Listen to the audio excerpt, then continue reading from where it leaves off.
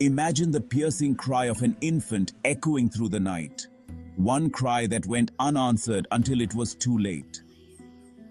What if I told you that in the seemingly peaceful town of Evansville, Indiana, an innocent baby suffered a fate no child should endure, attacked in his crib not by a human intruder, but by rats? Yes, rats. But what makes this story even more twisted? The infant's own parents were there, responsible, and they're paying the price. Let's dive into the chilling story of Angel and David Schonabaum, a case that will leave you questioning how far negligence can go. Visualize a house littered with garbage, the air thick with an unshakable stench.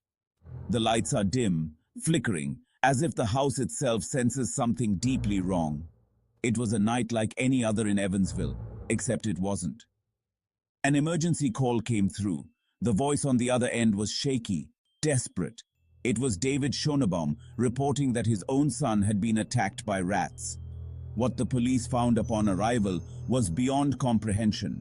They discovered a 6-month-old infant lying in his crib, soaked in blood, with over 50 bite marks covering his tiny body. Now, here's the question. Where were the parents? How could a child be left alone in such a nightmare? But hey, we're not talking about a low-budget horror movie here, though it sure sounds like one. This was real life, and the infant's cries for help went unanswered in the very place he was supposed to be safest, his home. Angel Schonabaum, the mother, had been absent at the time of the attack. But here's where things get complicated. Even though she wasn't physically present, she was still held responsible for the squalor, the conditions of filth and neglect that made the attack possible. The father, David, was there. And yet, it was as if he wasn't. The details of what he was doing when his son lay defenseless in the crib remain unclear, but authorities were swift in their judgment. David faced not 1, not 2, but 3 felony counts of neglect.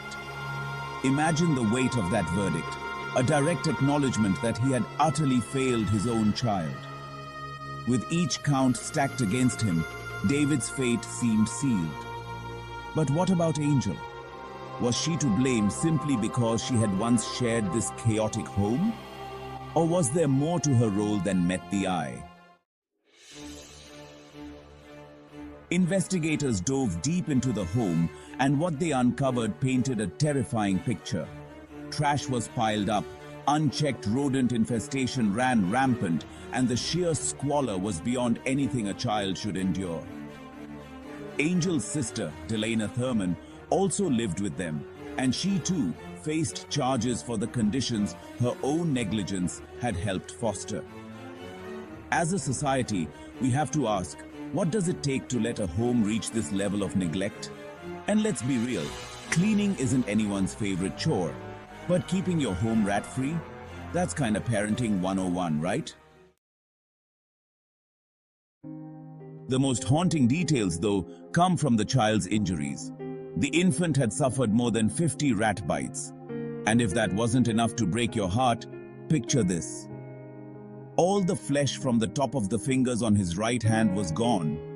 Bone. Just exposed bone. The injuries to his face were so severe that doctors declared he would be permanently disfigured. Imagine what it takes for someone to let a helpless child endure that. As chilling as these details are, the story only gets more tangled. So Angel was held responsible, but she wasn't there. How did the justice system handle this impossible situation? David Schonabaum didn't get away lightly.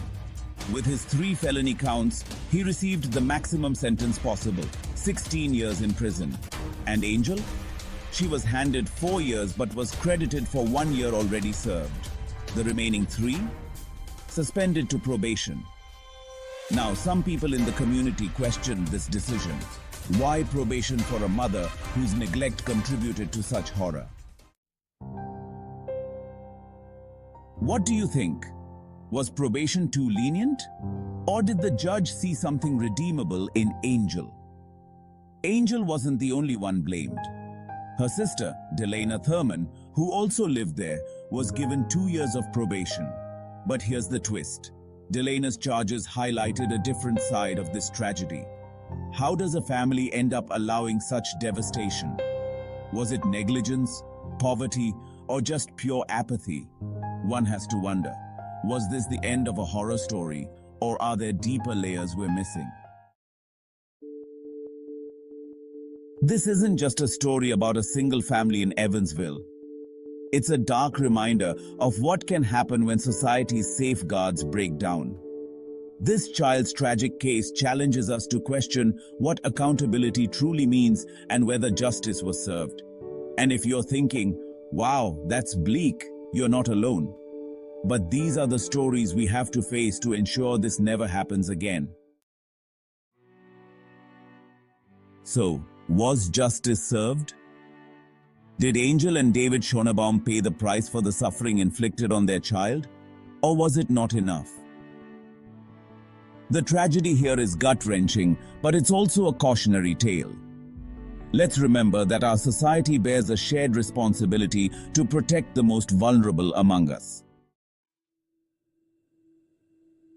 If you want to hear more stories that reveal the darker sides of life and the hard lessons we all need to remember, make sure to hit that subscribe button. Share this video if it opened your eyes to the realities of justice and child welfare, and let's spread awareness. No child should ever face this kind of horror again.